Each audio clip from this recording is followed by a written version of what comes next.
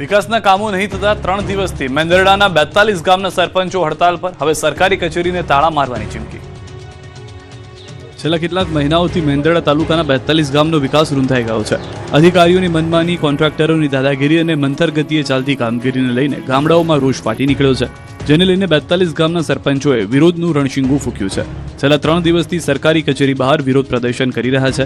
આમ છતાં અધિકારીઓ અને તંત્રના પેટનું પાણી પણ નહીં હલતા સરપંચો અને વહીવટીતંત્ર વચ્ચેનો વિવાદ વધુ ઉગ્ર બન્યો છે.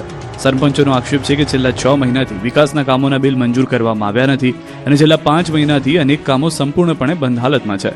માંગણીઓ નહીં સંતોષાય ત્યાં સુધી આંદોલન ચાલુ રાખવાની ચીમકી સાથે આવતીકાલ સુધી ઉકેલ નહીં આવે તો તાલુકા સેવા સદનને તાળાબંધી કરવાની પણ ચેતવણી આપવામાં આવી છે.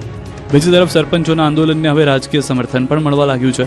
કોંગ્રેસના પ્રદેશ નેતા કરસન બાપુ ભાદરકા આંદોલન સ્થળે પહોંચ્યા અને સરપંચો સાથે ચર્ચા કરી. તેમણે સરકાર અને વહીવટીતંત્ર પર નિષ્ફળતાના આક્ષેપો કર્યા. હજુ પણ અન્ય ગામના સરપંચો પણ આ આંદોલનમાં જોડાશે તેવી ચીમકી ઉચ્ચારી છે. બીજી તરફ જિલ્લા પંચાયતના ઇન્ચાર્જ ડેપ્યુટી ડીડીઓ દિલીપ પાનેરાએ સમગ્ર મામલે સ્પષ્ટતા કરી કે આચાર સંહિતાને કારણે અનેક વિકાસલક્ષી કામો પર અસર પડી હતી.